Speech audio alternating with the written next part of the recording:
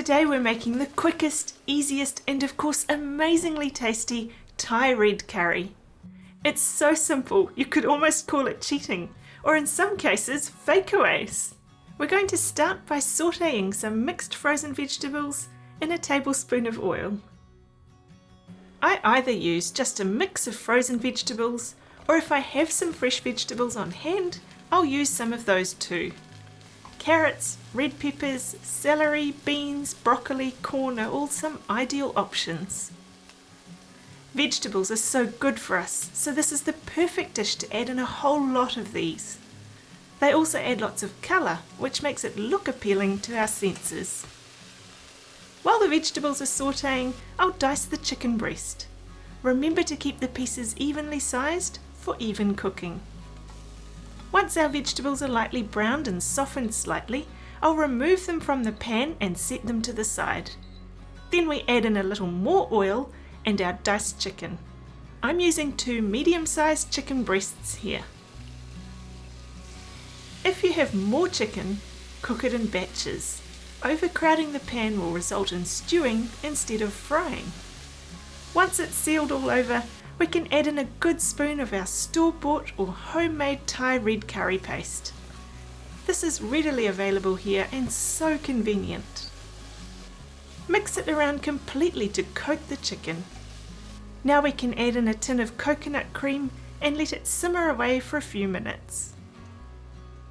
I once gave this recipe to a friend and she looked at it and said, "That's impossible. There has to be more ingredients." But no, it's honestly this simple, and it's a go-to meal in our family. I wish you could smell how delicious this is. You can have fun changing this up and serving it with rice, make it with beef or tofu, or even try it with green curry paste for different variations. Rice noodles are so quick to prepare and they're delicious with a Thai curry. So while that's simmering, let's prepare some. All they need is boiling water and time to soften. It doesn't matter how easy a dish is to make, it can still look good, and that's what I love doing on this channel. Later on in the video, we'll plate this up so you can see a finished portion. Now we can add the vegetables back into the pan and allow the liquid to thicken and reduce a little more. Or you can help speed up the thickening process by adding a little corn flour paste. To make this, I've mixed 2 teaspoons of corn flour and a little cold water to make a thin paste. And that's it! So quick and easy. Let's plate it up. We'll start by draining the noodles.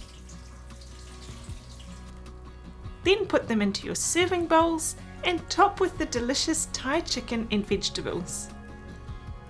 Don't forget to pour over some sauce. This is the flavour after all. To finish this dish and make it look as amazing as it tastes, you can garnish it with a little fresh coriander or Vietnamese mint. I can't wait to dig in. I've got some more quick and easy meal ideas coming, but in the meantime, why not check out this video and brush up on some simple garnishing techniques. See you next time.